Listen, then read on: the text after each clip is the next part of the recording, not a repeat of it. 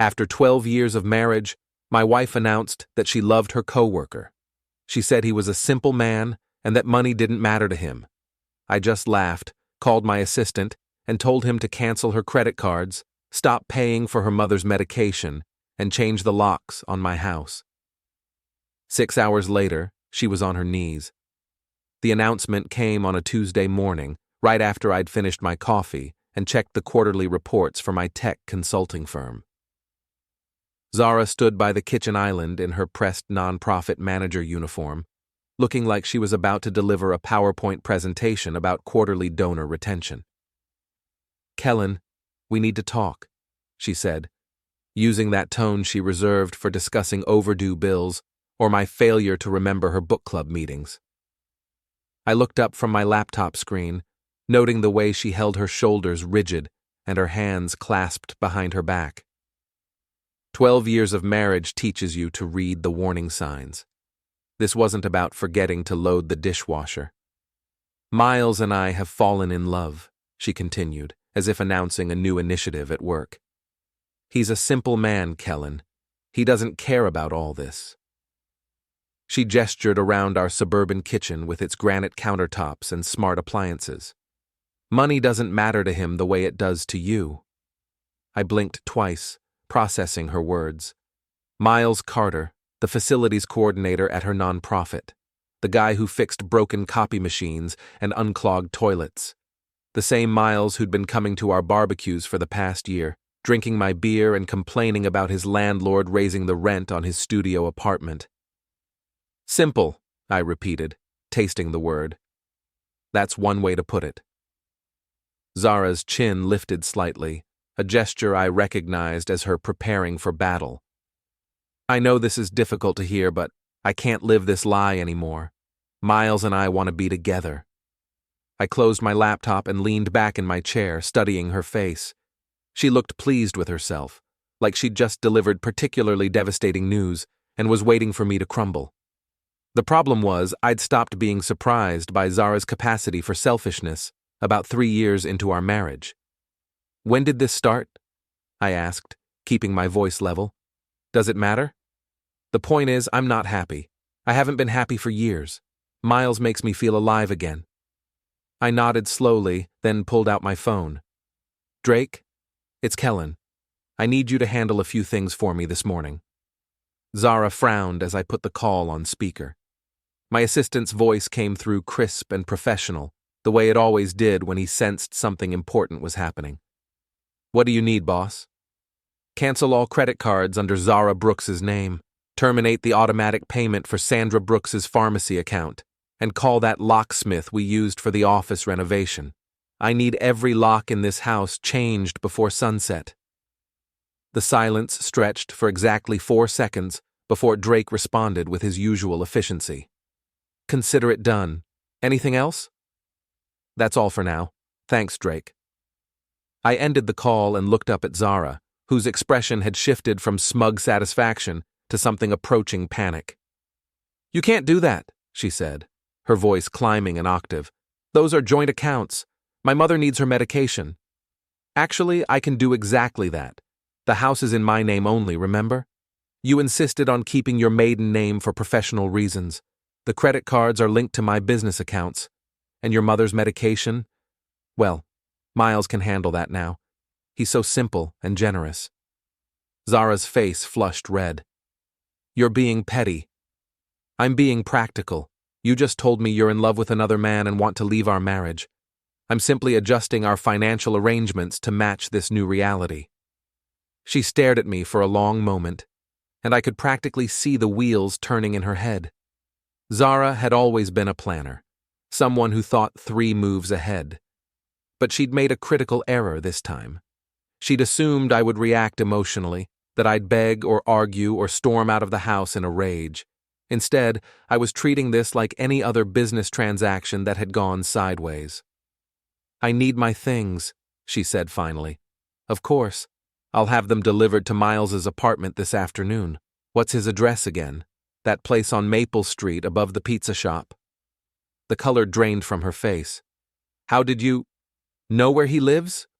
"Zara, I've been paying for the company holiday parties for 5 years.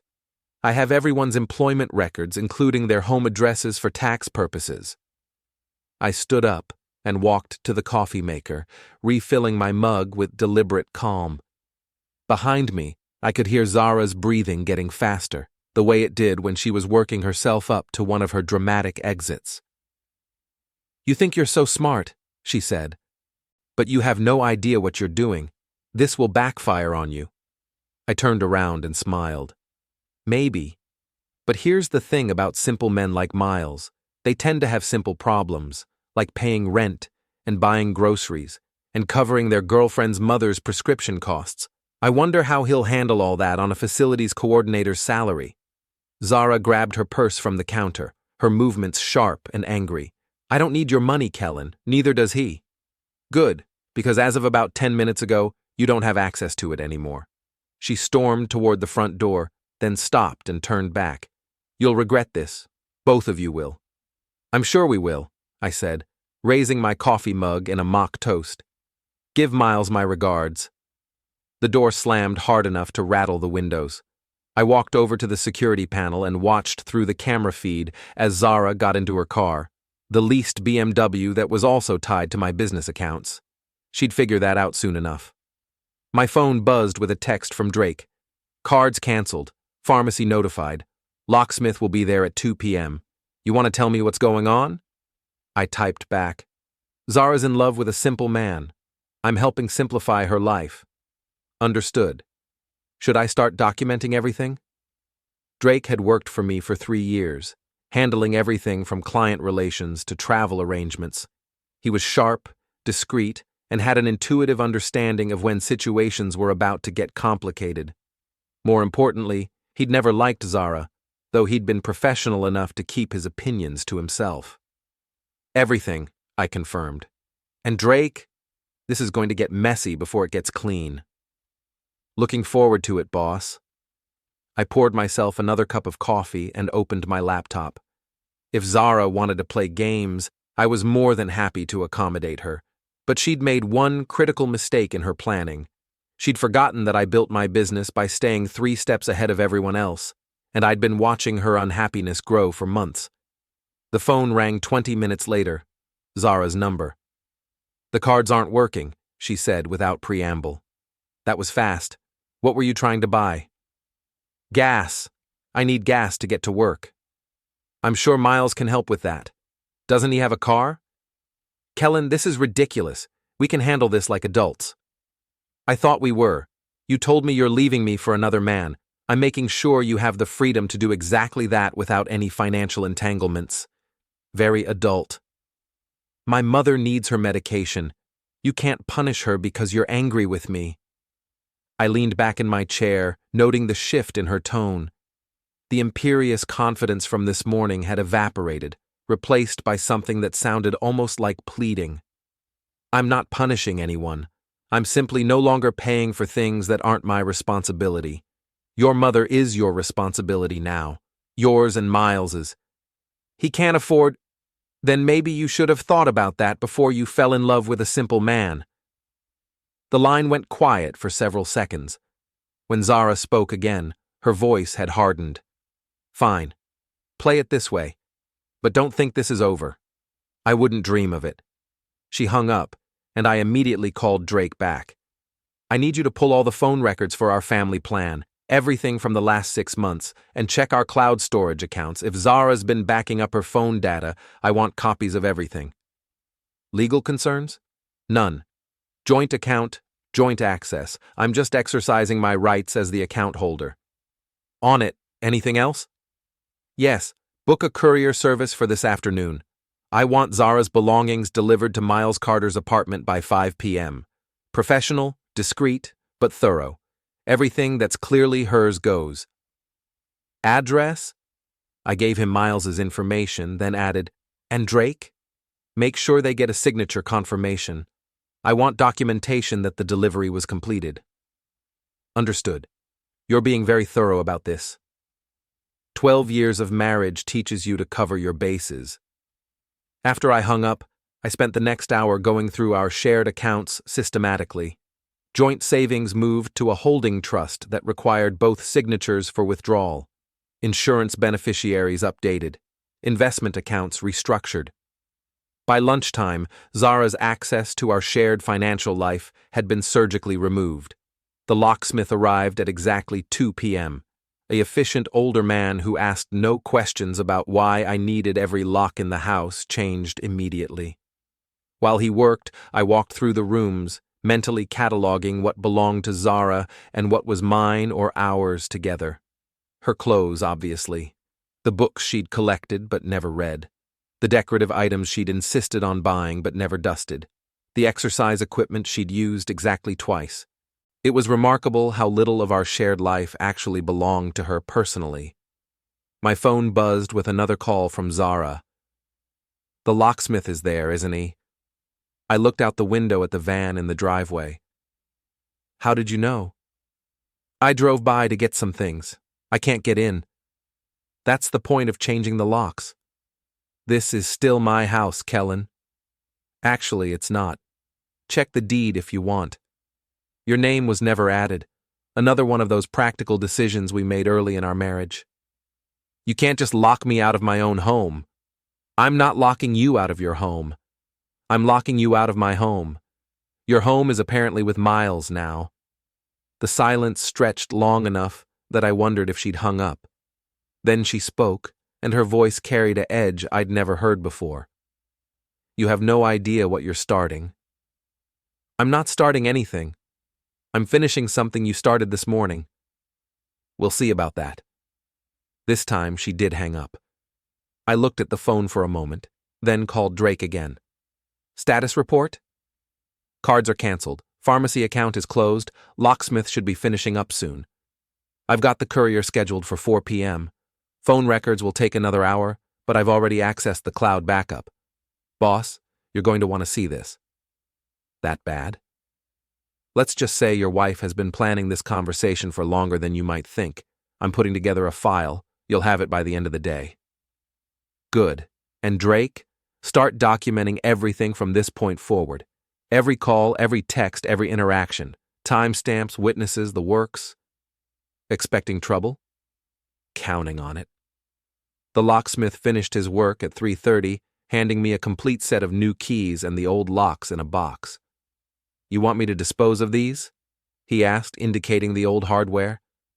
"No, I'll keep them. Evidence." He nodded like this made perfect sense and packed up his tools. 20 minutes later, the courier arrived with a van and 2 workers. I walked them through the house, pointing out everything that belonged to Zara. They were professional and efficient, treating the job like any other delivery service.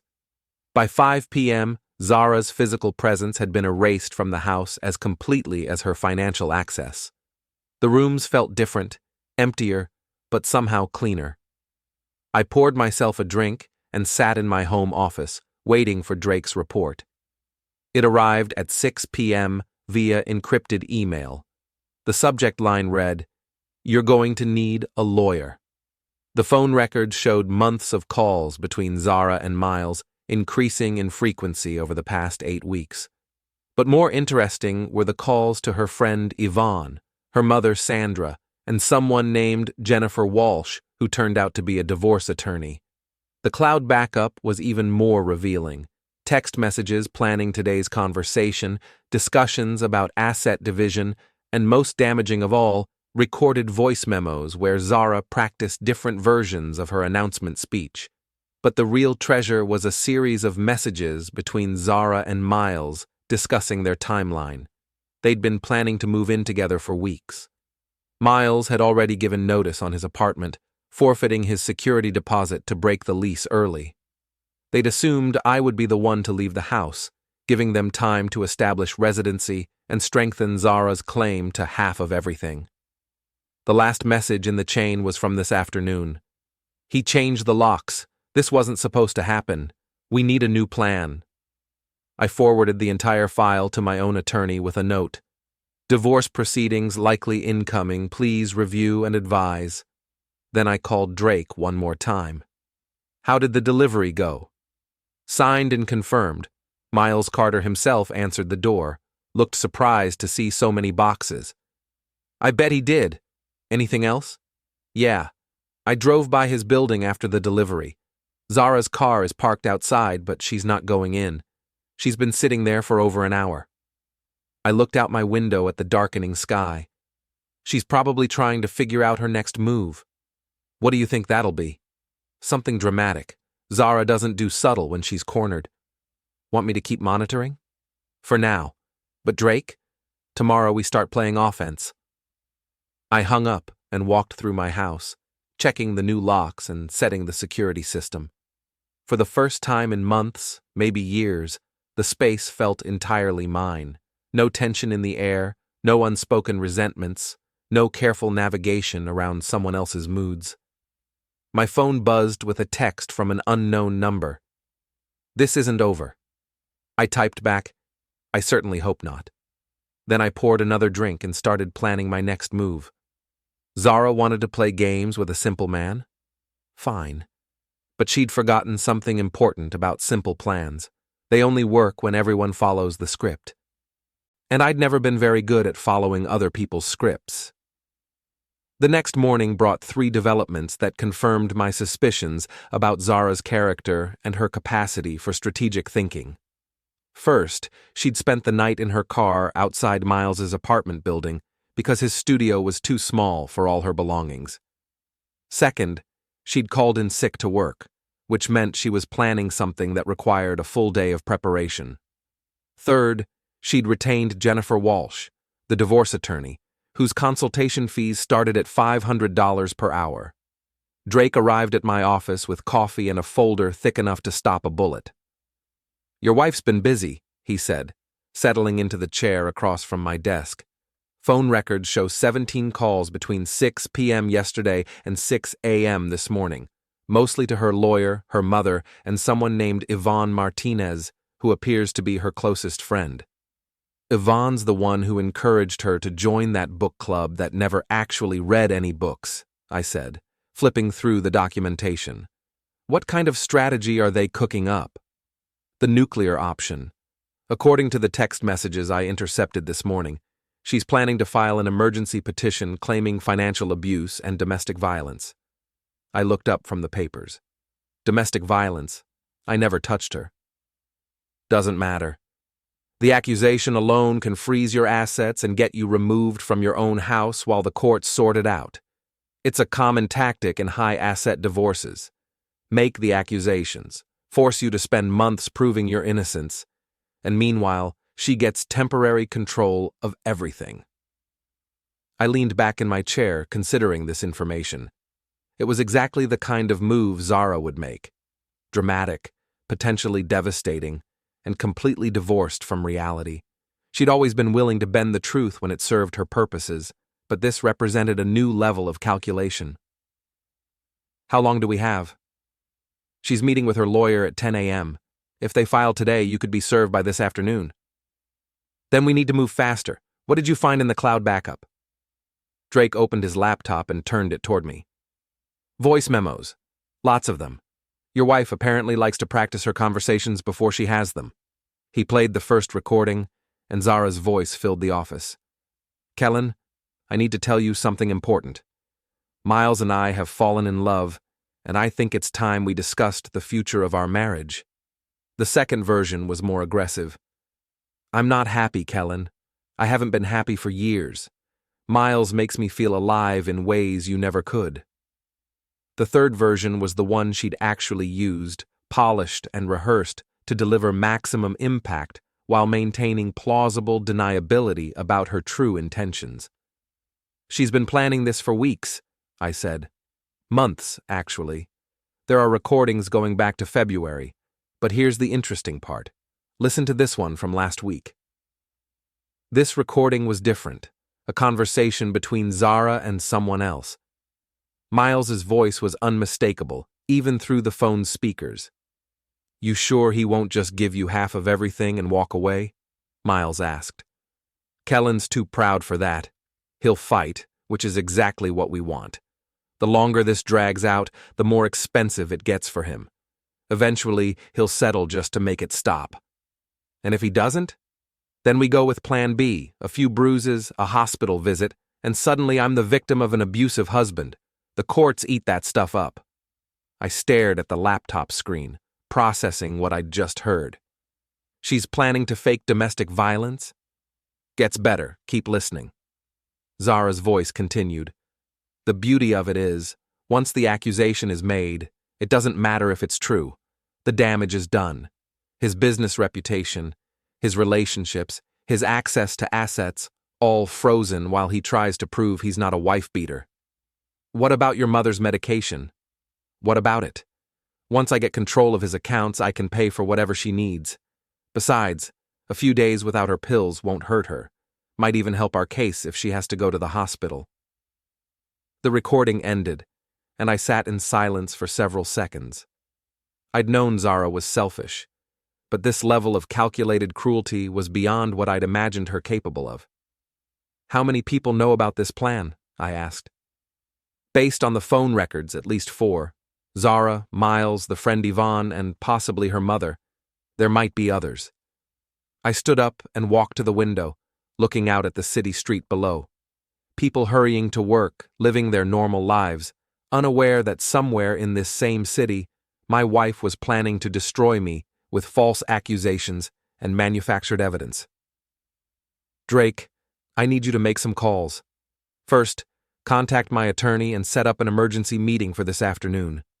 Second, find out everything you can about Jennifer Walsh, her tactics, her success rate, her reputation.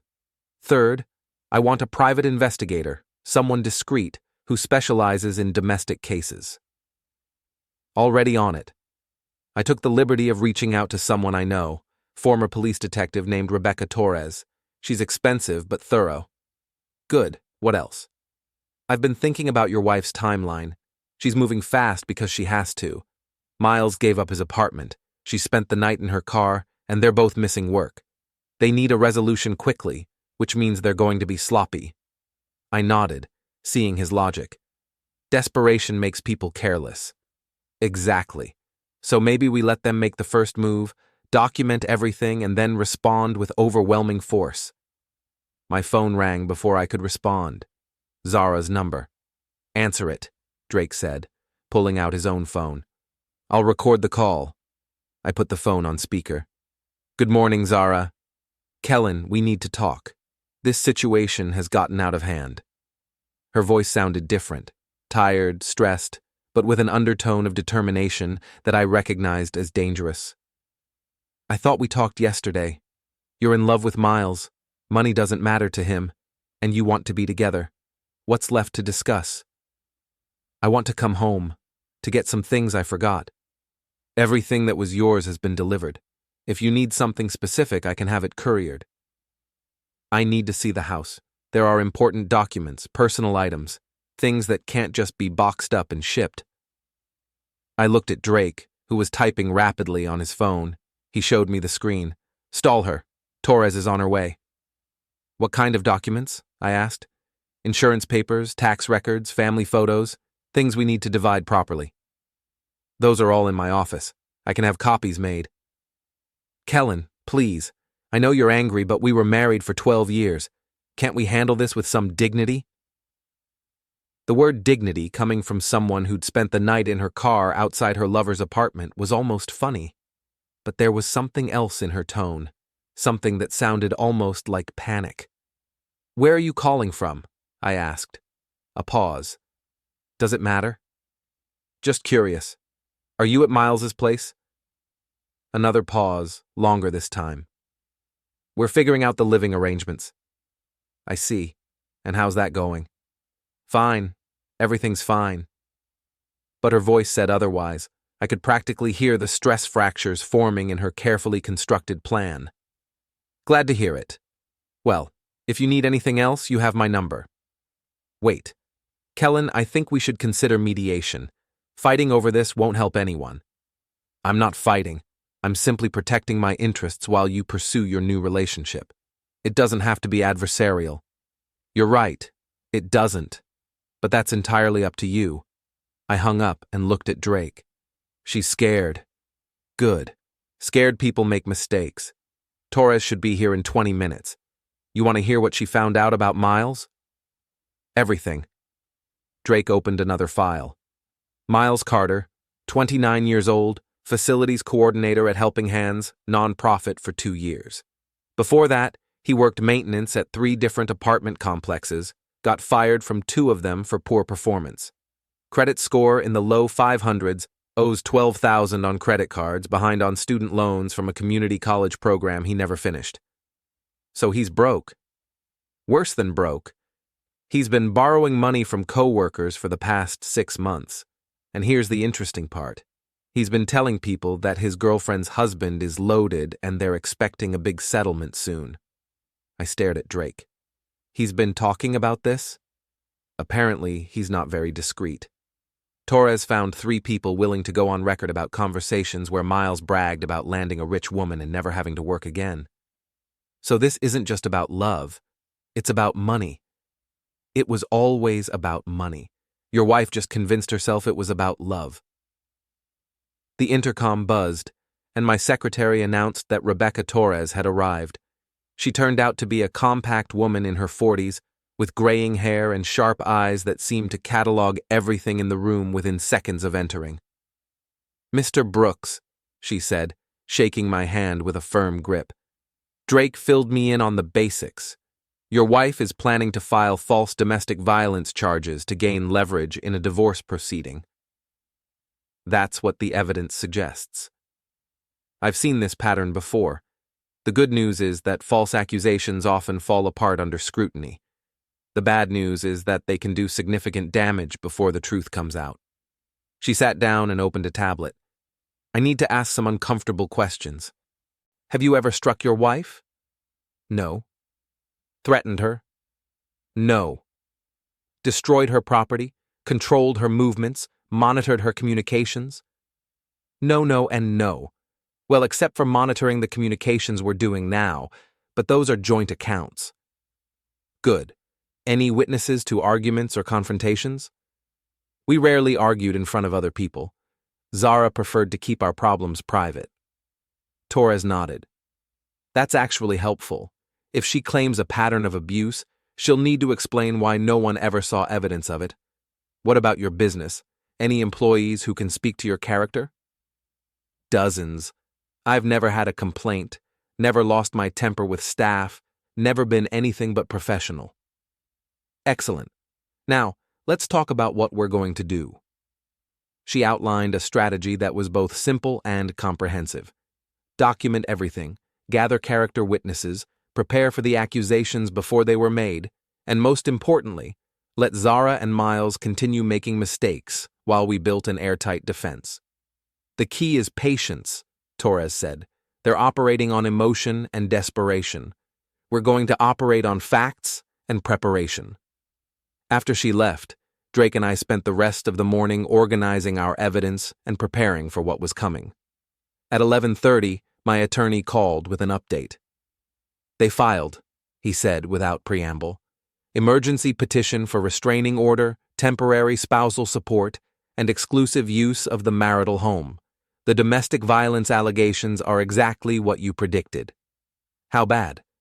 "She claims you've been psychologically abusive for years, that you've threatened her, and that you became physically aggressive yesterday when she tried to leave. She's asking for immediate protection and temporary control of all marital assets." I looked at Drake, who was listening on the extension. "When's the hearing?" "Tomorrow at 9 a.m. The judge will review her petition and decide whether to grant a temporary restraining order. If he does, you'll be barred from your own house and frozen out of your accounts until we can present our defense." "And if he doesn't?" "Then we're in a much stronger position. But Kellan, you need to be prepared. These hearings are designed to err on the side of caution. Judges would rather grant an unnecessary restraining order than risk letting an actual abuser continue harming someone." After I hung up, I sat in my office staring out the window. Somewhere across town, Zara was probably feeling very pleased with herself. She'd played her nuclear option, and now all she had to do was wait for the legal system to hand her everything she wanted. But she'd made one critical error in her planning. She'd assumed I would react the way most people react to false accusations, with panic, anger, and desperate attempts to prove innocence. Instead, I was going to do something she wouldn't expect. I was going to let her win, temporarily. "Drake," I said, turning back to my desk, "I need you to move some money around, quietly." "How much money?" "All of it." The hearing took place in a sterile courtroom that smelled like floor wax and broken dreams.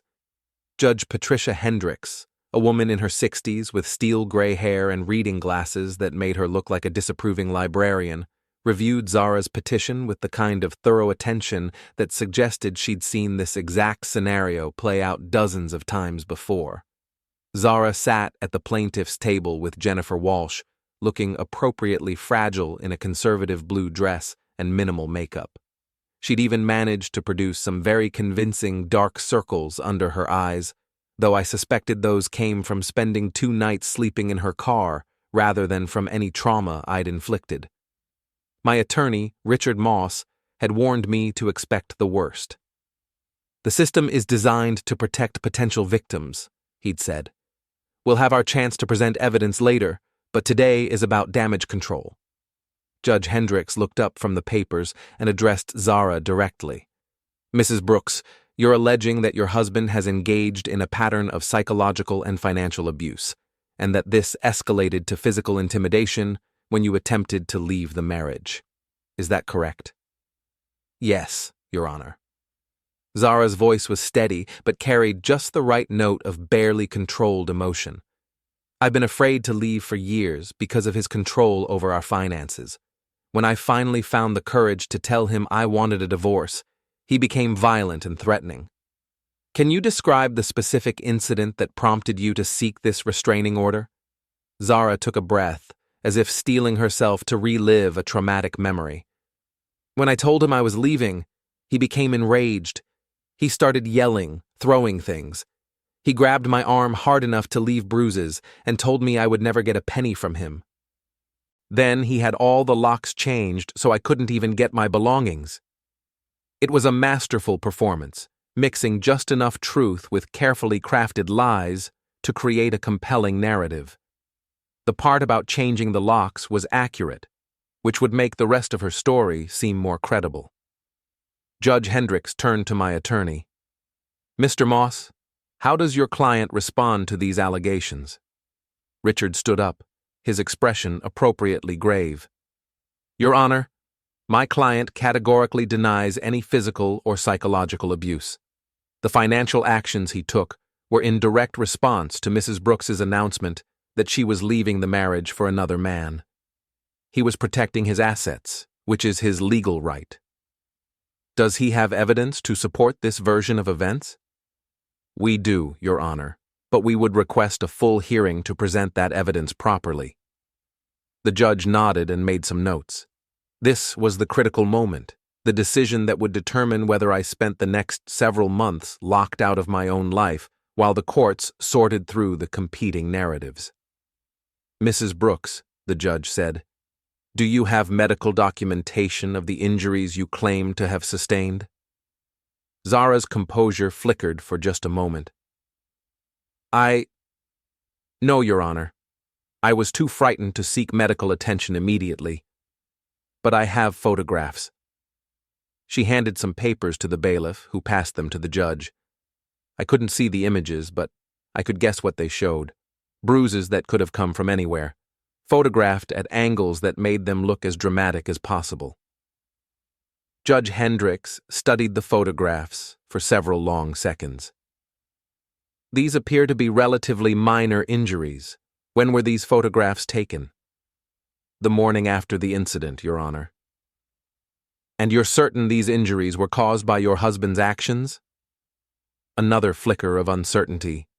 "Yes, Your Honor." The judge made more notes, then looked up at both legal teams. "I'm going to grant a temporary restraining order, effective immediately. Mr. Brooks, you are prohibited from contacting your wife directly or indirectly and from entering the marital home. Mrs. Brooks, you are granted temporary exclusive use of the residence."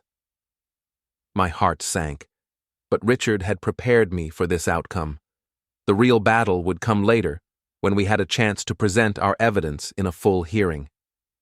However, the judge continued, I'm not granting the request for asset freezing at this time. The financial actions described by Mrs. Brooks, while perhaps precipitous, appear to have been taken in response to her announcement of intent to leave the marriage. Mr. Brooks will retain control of his business accounts and assets pending a full hearing on the merits. It was a split decision. Zara got the house, but I kept the money. Not ideal, but not the complete disaster it could have been. As we filed out of the courtroom, I caught a glimpse of Zara's face. She looked pleased about getting the house, but frustrated about the assets. This wasn't the total victory she'd been expecting. Outside the courthouse, Richard pulled me aside. It could have been worse. We have 2 weeks to prepare for the full hearing. That's when we present our evidence and tear apart her story. What about the house? You'll need to find somewhere else to stay. But Kellan, this might actually work in our favor. If she's living in your house, she's going to get comfortable. Comfortable people make mistakes. I nodded, but my mind was already moving ahead to the next phase. Zara thought she'd won a major victory, which meant she'd probably get careless. And I had plans for that carelessness. Drake was waiting for me in the parking garage, leaning against his car with the patient expression of someone who'd expected exactly this outcome. How bad? He asked. She gets the house, I keep the money. Could be worse. Torres called while you were in there. She's got some interesting updates. We drove to a coffee shop several blocks away from the courthouse, where Rebecca Torres was waiting with a laptop and a folder full of new documentation. Your wife moved into the house this morning, she said without preamble. But she's not alone. Miles is with her, and so is her friend Yvonne. They're treating it like a celebration. She turned her laptop toward me, showing surveillance photos of Zara, Miles, and a woman I recognized as Yvonne Martinez carrying boxes into my house. They're moving him in permanently? Looks like it, but here's the interesting part. Miles quit his job yesterday, sent his resignation via email, effective immediately.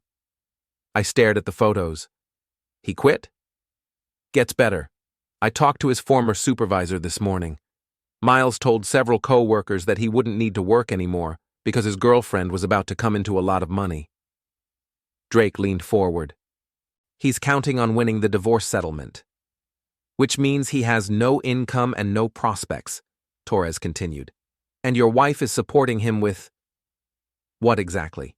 She doesn't have access to your accounts anymore. It was a good question. Zara's non-profit job paid reasonably well, but not enough to support 2 people and maintain the lifestyle she'd become accustomed to. She had to be burning through her savings quickly. What about her mother's medication? I asked. Torres consulted her notes. Sandra Brooks was hospitalized yesterday evening. Apparently she ran out of her heart medication and had a reaction. She's stable now, but the hospital bills are going to be substantial. I felt a pang of genuine guilt about that. Sandra Brooks might be demanding and entitled, but she was also a 72-year-old woman with serious health problems. Using her medication as leverage had been effective, but it had also put her at risk. I need to fix that, I said. Careful, Torres warned. Any direct contact with the family could be seen as violating the restraining order. Not direct contact. Something else. I pulled out my phone and called my attorney. Richard, I need you to set up a medical trust for Sandra Brooks, enough to cover all her healthcare expenses, but administered through a third party so there's no direct contact with Zara. That's actually a smart move, shows good faith, demonstrates that you're not trying to harm anyone, just protecting.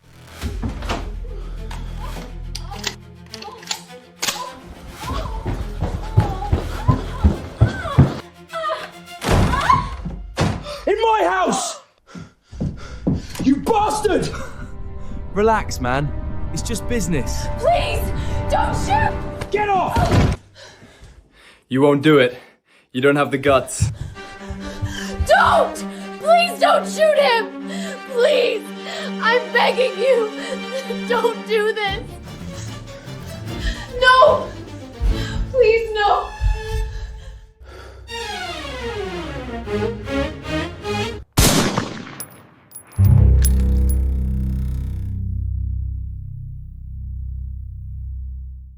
interests.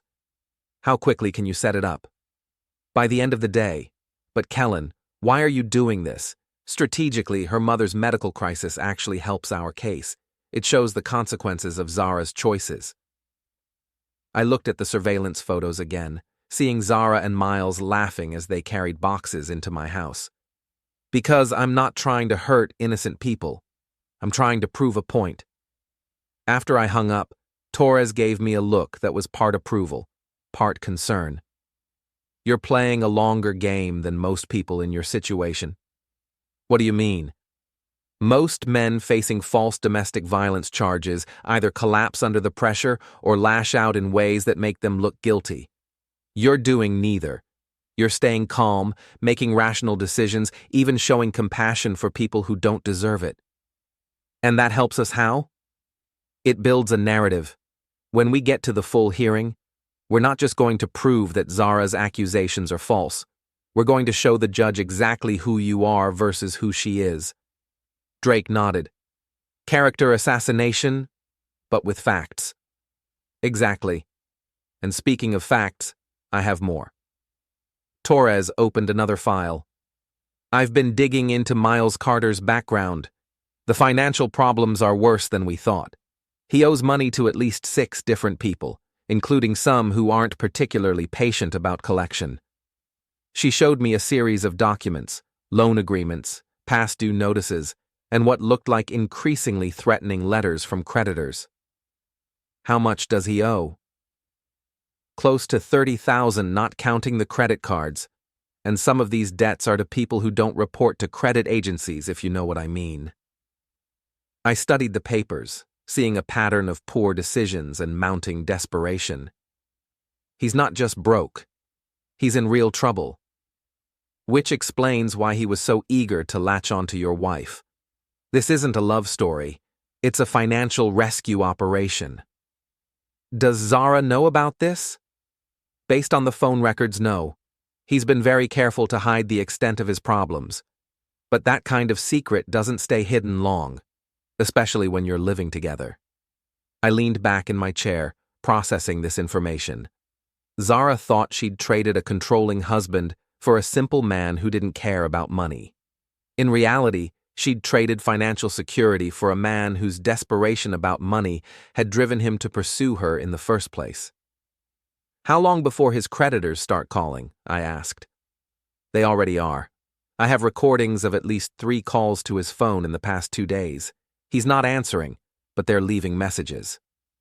Torres played one of the recordings, a man's voice with a slight accent. Miles, this is Tony. You know what this is about. The clock is ticking, and my patience is running out. You need to call me back today, or we're going to have a problem. Friendly, Drake observed. It gets better. This Tony character runs a check cashing operation that also does short-term loans at very high interest rates. Miles borrowed $5,000 from him 6 months ago. With penalties and fees, he now owes almost $8,000. I looked at the surveillance photos again, seeing them in a new light. Miles wasn't moving into my house as Zara's triumphant new love. He was hiding from his creditors in the only safe place he could find. What happens when they find him? Depends on how patient they are. But men like Tony don't usually wait long for their money. My phone buzzed with a text from an unknown number. Your wife's boyfriend owes me money. Thought you should know. I showed the message to Torres, who smiled grimly. Looks like Tony found out where Miles is staying. Should I respond? Not directly, but this gives us options. She was right. The situation was becoming more complex by the hour, with new players and new pressures entering the game. Zara thought she was in control, living in my house with her new love, while I was reduced to staying in a hotel and fighting false accusations. But the reality was very different. She was trapped in a house she couldn't afford to maintain, supporting a man whose financial problems were about to explode, while I had the resources and patience to wait for her carefully constructed plan to collapse under its own weight. What's our next move? Drake asked.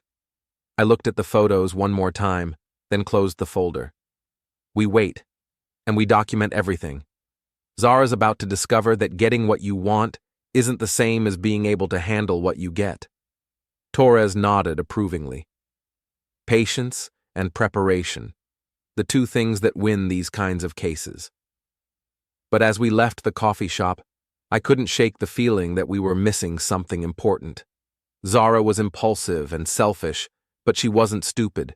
She had to know that her current situation wasn't sustainable, which meant she was planning something else, something we hadn't anticipated yet. The text messages started 3 days after Zara moved into my house.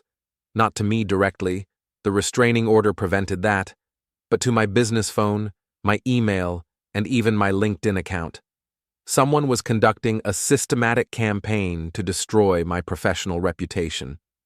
The messages all followed the same pattern: anonymous accounts claiming to be former employees or clients, describing incidents of aggressive behavior, inappropriate conduct, and financial irregularities. None of it was true, but the sheer volume was impressive. 17 different platforms, Drake said, scrolling through his tablet as we sat in my temporary office. Social media, professional networks, review sites, even some industry forums. Whoever's doing this is thorough. I leaned back in my chair, studying the pattern. It's coordinated, too organized to be random trolling. Agreed. And look at the timing, all posted within a 6-hour window yesterday evening. This is a planned attack. My phone rang. Richard Moss, my attorney. Kellan, we need to talk. I just got off the phone with Jennifer Walsh. She's claiming you're violating the restraining order by harassing her client online. I haven't contacted Zara at all. I know that. But she's saying these social media attacks constitute indirect contact and intimidation. She wants to file a contempt motion. I looked at Drake, who was shaking his head. Richard, I'm not behind any social media campaign. Someone else is doing this. Can you prove that? Working on it. But the timing is suspicious. Why would I start an online harassment campaign right before our hearing? That's what I told Walsh. It doesn't make tactical sense. But Kellan, if we can't prove you're not behind this, it could seriously damage our case. After I hung up, Drake and I spent the next hour analyzing the fake accounts. The digital fingerprints were subtle but detectable, similar writing styles, coordinated posting times, and IP addresses that trace back to a handful of locations. Got it, Drake said finally. 3 IP addresses all in the same neighborhood. Want to guess which neighborhood? Where my house is. Bingo. Your wife, her boyfriend, and probably that friend Yvonne are running a coordinated smear campaign from your own internet connection. I had to admire the strategy, even as it infuriated me. By using my home internet, they were making it harder to trace the attacks back to them while simultaneously trying to frame me for harassment. Can we prove it? Already am. I've been monitoring your home network remotely since you gave me the admin passwords last month. Every device, every login, every post. I have logs showing exactly who posted what and when. My phone buzzed with another text from the unknown number. Still want to talk about your wife's boyfriend? The debt situation is getting complicated. This time I decided to respond, what kind of complicated? The reply came back within minutes. The kind where people get impatient. You interested in a conversation? I showed the message to Drake. Should I meet with this guy? Absolutely not. But maybe Torres should. Rebecca Torres arrived an hour later with her usual no-nonsense efficiency. She reviewed the social media evidence, the text messages, and the surveillance reports from the past few days, with the methodical attention of someone who'd seen every possible variation of domestic warfare. Your wife is escalating, she said finally. The social media attack, the harassment claims, the boyfriend's debt problems, she's feeling pressure from multiple directions. Good or bad for us? Depends on how she handles it. Pressure makes some people retreat, but it makes others double down on bad decisions. She opened her laptop and showed me new surveillance photos from outside my house. Miles's creditors are getting more aggressive. This was taken yesterday afternoon. The photo showed a large man in a cheap suit standing on my front porch, apparently having an animated conversation with someone inside. Even through the closed door, his body language suggested the conversation wasn't friendly. "Tony?" I asked. "His associate. Tony himself showed up this morning with 2 other men. They stayed for about an hour." "What do you think they discussed?" "Payment plans, probably. But here's the interesting part. After they left, Miles and Zara had a screaming fight in your driveway, loud enough that 3 neighbors came out to watch." She played an audio recording from a device she'd apparently placed somewhere with a clear line of sight to my house. The quality was surprisingly good.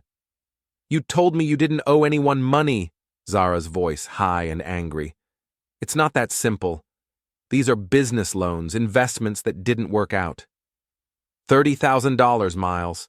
How do you owe $30,000 to people like that? "It's going to be fine. Once the divorce is settled, we'll have plenty of money to pay everyone back." "What if we don't? What if Kellan fights this and we don't get anything?" A pause. Then Miles's voice, lower but still audible. "Then we go with the backup plan." "What backup plan?" "The one we discussed. Make it look like he violated the restraining order, get him arrested, and then it doesn't matter what evidence he has." I stared at the laptop screen. "They're planning to frame me?" "Sounds like it. But here's the good news. They just confessed to conspiracy on a recording that will hold up in court." Torres closed the laptop and pulled out her phone. "I'm going to recommend we accelerate our timeline. The longer we wait, the more desperate they're going to get." "What do you have in mind?" "Your wife is planning some kind of public event, a fundraiser for her nonprofit. It's scheduled for this weekend at the downtown convention center. Big donors, local politicians, media coverage. And she's using it as a platform to play the victim.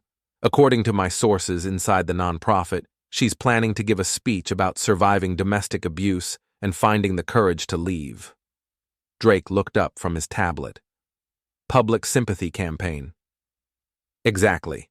She's going to paint herself as the brave survivor and you as the abusive husband she heroically escaped. It'll be very compelling, especially with all the social media buzz she's been generating." I considered this information. A public event meant witnesses, media coverage, and the kind of high-stakes environment where mistakes were amplified. If Zara was planning to use the fundraiser as a platform for her victim narrative, it also represented an opportunity to expose the truth. "Can we get into this event?" "I'm already working on it. But Kellan, if we're going to do this, we need to be smart about it. One wrong move, and you'll look like the stalker ex-husband who can't let go." "What do you recommend?" Torres smiled, and for the first time since this whole mess started, I saw something that looked like genuine anticipation in her expression. "We let her give her speech. We let her play the victim, accept the sympathy, and bask in the attention, and then we show everyone exactly who she really is." The fundraiser was held in the grand ballroom of the downtown Marriott, a space that could accommodate 300 people and had excellent acoustics for speeches. I arrived early, dressed in a conservative suit and accompanied by Drake and Torres, who were posing as potential donors interested in the nonprofit's work. The crowd was exactly what I'd expected. Wealthy liberals who wrote checks to feel good about themselves, local politicians looking for photo opportunities, and nonprofit professionals networking for their next career move. Zara moved through the room like a celebrity, accepting condolences and support with practiced grace. She looked good, I had to admit. The stress of the past week hadn't shown up in her appearance. If anything, she seemed energized by the attention and sympathy she was receiving. Miles was there too, staying close to Zara, but clearly uncomfortable in the formal environment. He'd borrowed a suit that didn't fit quite right and kept tugging at his tie like it was choking him. "There's our boy," Torres murmured, nodding toward a corner where a large man in an expensive suit was nursing a drink and watching Miles with predatory attention. "Tony?" "In the flesh. Interesting that he managed to get invited to a non-profit fundraiser." I studied the man, noting the way other guests seemed to unconsciously give him space. He looked like exactly what he was. Someone who collected debts for a living and wasn't particularly concerned about social niceties. The speeches began at 8 p.m. The nonprofit's board chair gave a brief welcome, followed by remarks from a city councilman about the importance of supporting vulnerable communities. Then Zara took the stage. She'd prepared carefully for this moment. Her speech began with statistics about domestic violence, moved through her organization's work supporting survivors, and then shifted to a more personal tone. "Some of you know that I'm recently separated from my husband," she said, her voice carrying just the right note of brave vulnerability. "What you might not know is that leaving an abusive relationship is one of the hardest things a person can do." The room went completely quiet. This was the moment everyone had been waiting for, the personal revelation that would transform a routine fundraising speech into something much more compelling. For years, I told myself that the control, the manipulation, the financial abuse was normal, that it was my fault for not being grateful enough, compliant enough, understanding enough. She paused, letting the words sink in. Several people in the audience were nodding sympathetically. But abuse isn't just about physical violence. It's about power and control. It's about making someone feel small and dependent and afraid to leave. More nods. Someone in the back started to applaud, and others joined in. "I'm sharing this with you tonight because I want other survivors to know that they're not alone, that there is hope, that there are people and organizations ready to help them rebuild their lives." The applause was stronger now, more sustained. Zara smiled through what looked like tears and continued with her prepared remarks about the nonprofit's programs and funding needs. It was a masterful performance. By the time she finished, half the audience was crying, and the other half was reaching for their checkbooks. She'd successfully reframed the narrative of our divorce from a woman leaving her husband for another man to a brave survivor escaping an abuser. But she'd also just committed perjury in front of 300 witnesses.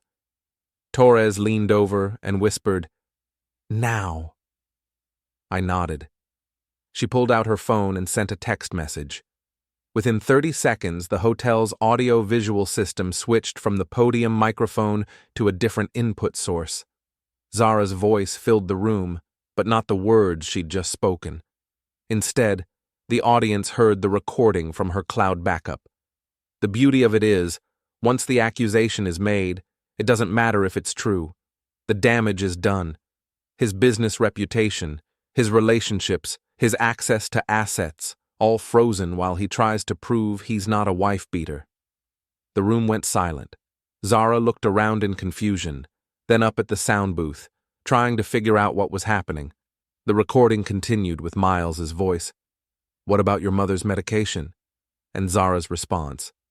"What about it? Once I get control of his accounts, I can pay for whatever she needs. Besides, a few days without her pills won't hurt her. Might even help our case if she has to go to the hospital." The silence in the room was deafening. 300 people who had just been moved to tears by Zara's story of survival were now hearing her casual discussion of manipulating the legal system and endangering her own mother for financial gain. Zara grabbed the microphone, her composure finally cracking. "This is fake. Someone is trying to sabotage," but the recording wasn't finished.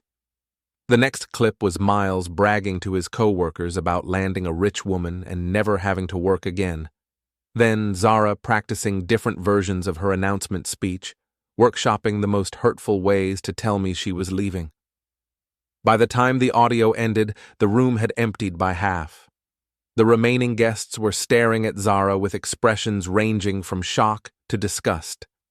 The city councilman was already heading for the exit, clearly wanting to distance himself from the situation as quickly as possible. Miles tried to approach the podium, but Tony stepped into his path. The conversation was brief and apparently conclusive, because Miles went pale and started backing toward the exit. "Ladies and gentlemen," I said, taking the microphone from a stunned Zara.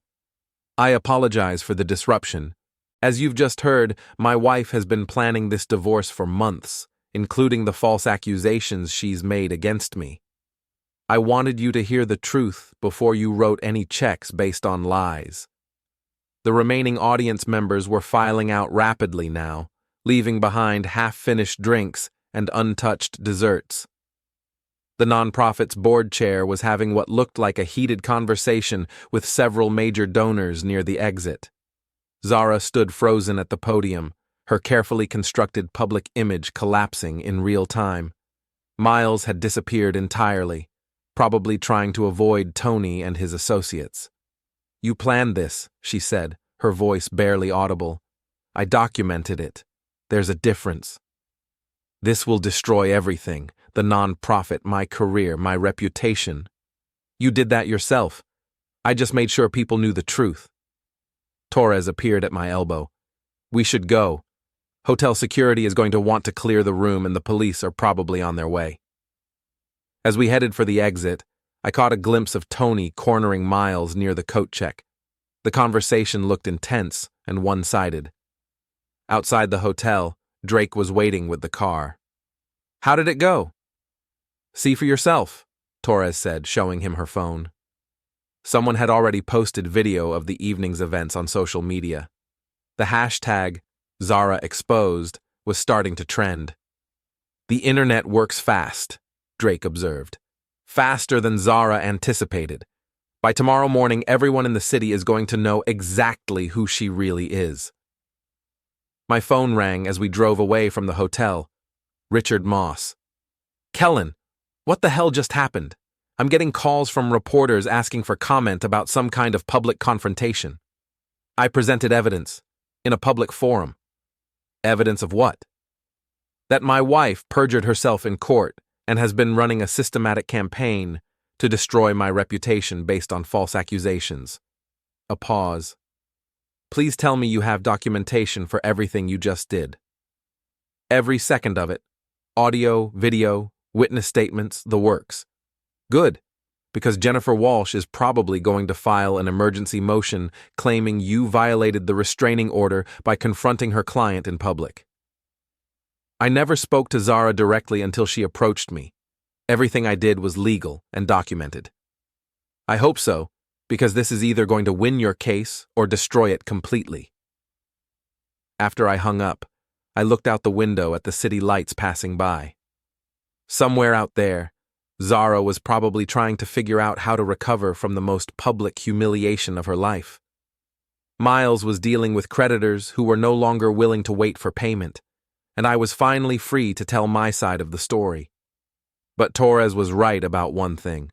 Pressure made some people retreat, but it made others double down on bad decisions.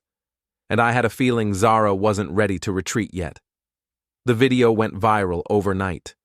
By morning, Zara Exposed had been shared over 50,000 times, and local news stations were running segments about the fundraiser fraud that had shocked the nonprofit community.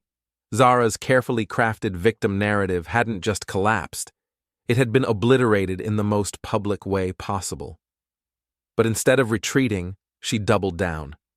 The emergency motion was filed at 8 a.m., claiming I had stalked her to a public event, violated the restraining order by confronting her, and orchestrated a campaign of harassment designed to destroy her reputation and career. Jennifer Walsh was asking for my immediate arrest and the seizure of all my assets pending a full investigation. "She's going for broke," Richard said over the phone. "Complete financial and personal destruction. If this works, you'll be in jail and penniless while she controls everything. And if it doesn't work, then she's committed multiple felonies on the public record, and her case falls apart completely." I was sitting in my hotel room, watching the morning news coverage with Drake and Torres. The story had legs: a nonprofit manager exposed as a fraud, false domestic violence accusations, a love triangle involving debt and deception. It had everything the media loved. "The judge is going to be furious," Torres observed. "Either at you for orchestrating this circus, or at her for lying under oath. There's no middle ground." My phone buzzed with a text from the unknown number. "Your wife's boyfriend skipped town. Left her holding the bag for his debts. Thought you should know. I showed the message to Torres. Tony's getting impatient. Can't blame him. Miles owes him $8,000, and his collateral just became a woman with no income and a destroyed reputation. Drake looked up from his laptop. Speaking of destroyed reputations, Zara's nonprofit just suspended her pending an internal investigation. The board voted unanimously this morning. That was fast. The video made them look complicit in fraud. They're distancing themselves as quickly as possible. My phone rang. Sandra Brooks, Zara's mother. Mr. Brooks, this is Sandra. I need to talk to you. Her voice sounded frail and uncertain, very different from the demanding tone she'd used throughout my marriage to her daughter. Hello, Sandra. How are you feeling? Better, thank you. The trust you set up for my medical expenses. That was very kind, especially after everything that's happened. You're welcome. You shouldn't suffer because Zara and I are having problems. A long pause. Mr. Brooks, I need to tell you something. About Zara and that man Miles.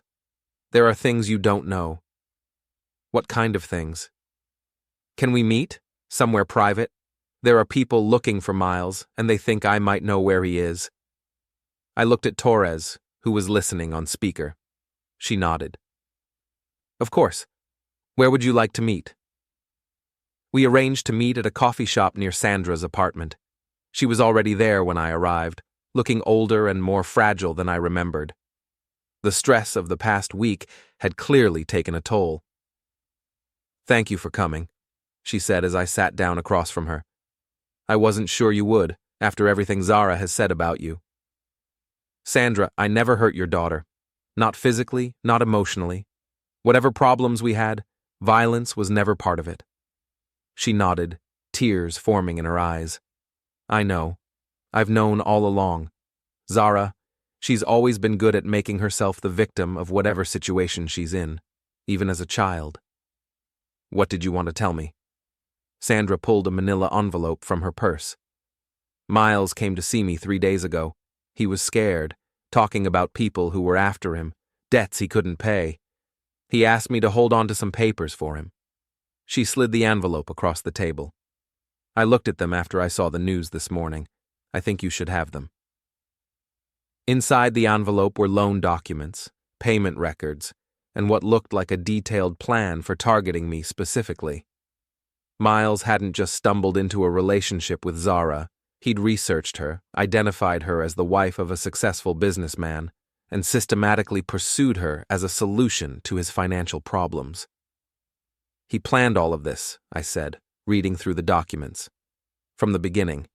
He knew about your business, your assets, even your marriage problems before he ever asked Zara out for coffee. The papers included surveillance photos of our house, copies of public records about my business, and notes about Zara's personality and vulnerabilities. Miles had approached their relationship like a military campaign, with specific tactics for winning her trust and turning her against me. Does Zara know about this? Sandra shook her head. She thinks it was love at first sight. She has no idea he targeted her specifically, or that he's been planning to disappear once he gets his hands on your money. Disappear? There's a plane ticket in there, one way to Mexico, dated for next week.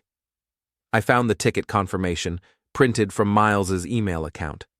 He'd been planning to take whatever money he could get from the divorce settlement and flee the country, leaving Zara to deal with his creditors and the consequences of their fraud. Why are you showing me this?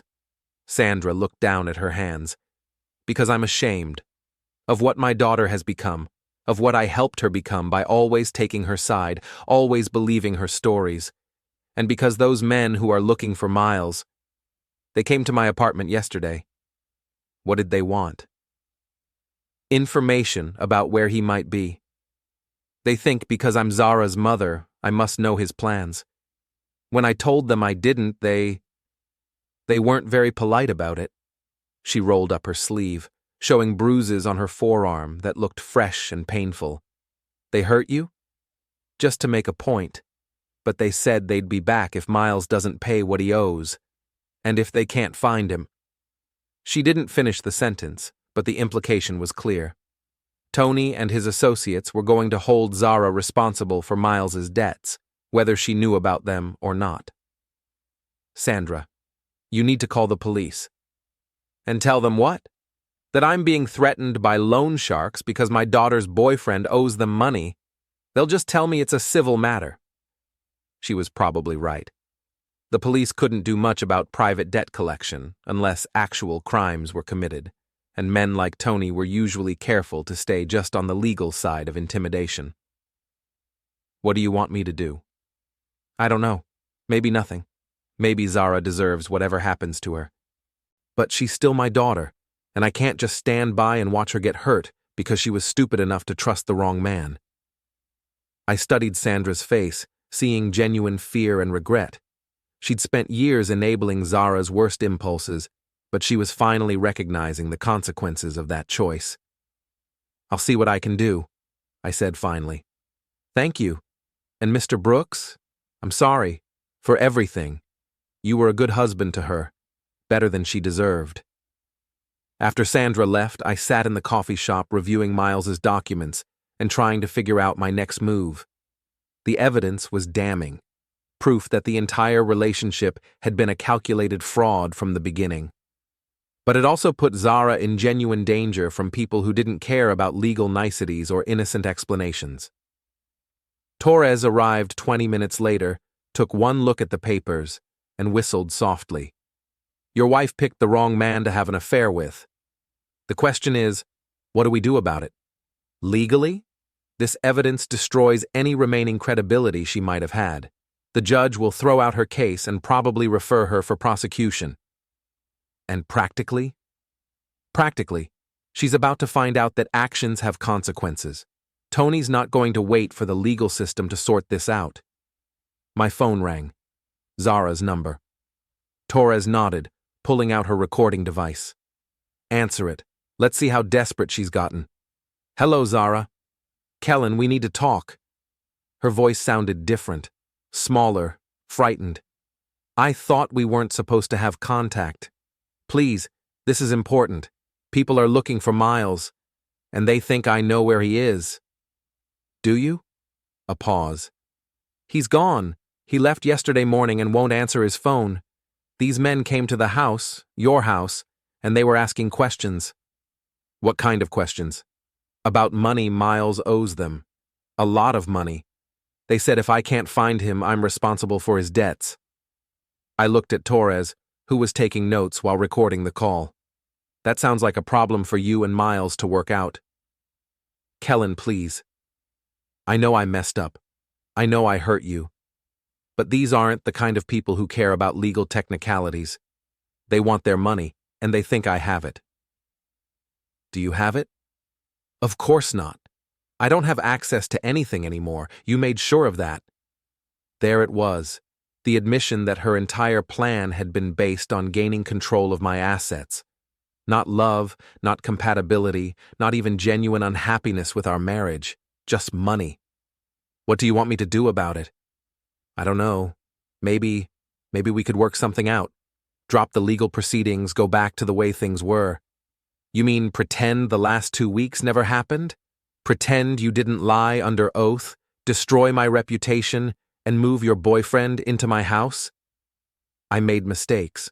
I admit that. But we could start over, couldn't we? The desperation in her voice was almost painful to hear. The confident, calculating woman who had announced her love for Miles 2 weeks ago had been replaced by someone who was genuinely scared and completely out of options. Zara, even if I wanted to help you, which I don't, it's too late. You've committed crimes, multiple felonies. The legal system isn't going to just forget about that because you've changed your mind. Then what am I supposed to do? Figure it out. You're a smart, independent woman who doesn't need my money, remember? I'm sure you'll think of something. Kellan, please. I hung up and looked at Torres. How long before Tony loses patience completely? Based on his pattern with other debtors? Maybe a day or two. He's already escalated to threatening family members. The next step is usually more direct action. Meaning? meaning Zara is about to discover that the real world has real consequences for bad decisions. My phone buzzed with a text. Last chance to pay what's owed. After tonight, the interest rate goes up significantly. T. I showed the message to Torres. He's texting me now? He probably figures you're the only one with access to enough money to solve the problem. From his perspective, you're all part of the same family unit. And from my perspective? From your perspective, this is Zara's problem to solve. You didn't create this situation, and you're not responsible for fixing it. She was right, of course. Zara had made her choices, and now she was living with the consequences. The smart thing to do was stay out of it and let the legal system handle her fraud charges while Tony handled the debt collection in his own way. But as I sat there looking at Sandra's bruises and thinking about Zara's frightened voice on the phone, I realized I couldn't quite bring myself to be that cold. Not because I still loved her, or because I felt guilty about the divorce, but because the person who had hurt me was Zara, and she was about to be hurt by someone much worse than I could ever be. Torres, I said finally, how would you feel about preventing a crime instead of just documenting one? She looked at me with something that might have been approval. What did you have in mind?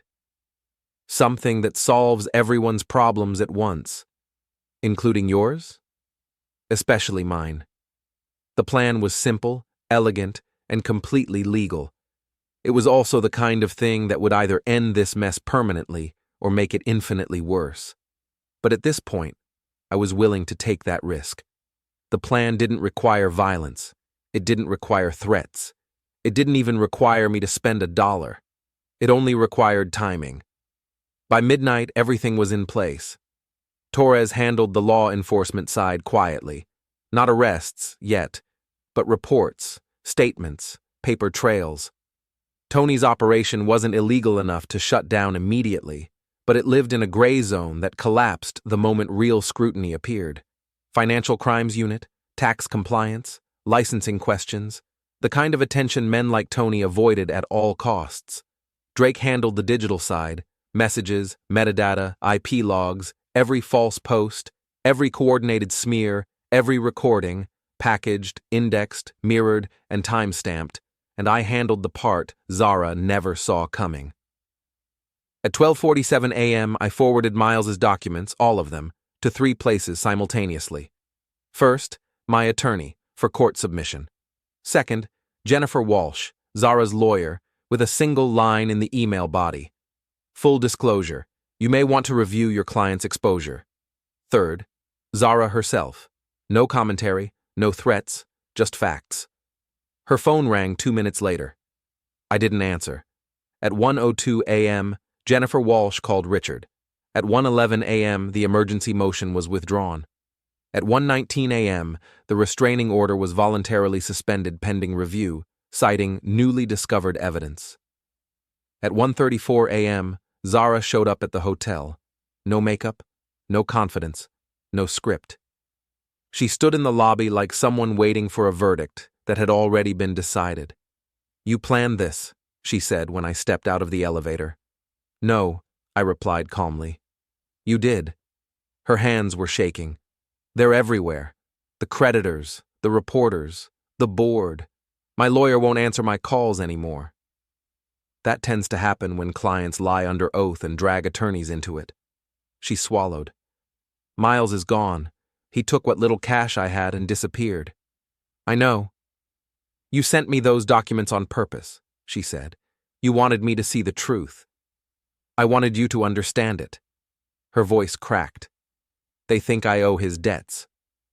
They think you benefited from his plan, which you did. She looked at me then, not with anger, not with defiance, but with something closer to terror. They said if I don't pay, they'll take the house. I nodded. They can't. It's still legally mine. She froze. You lied to me, she whispered. You said I had exclusive use.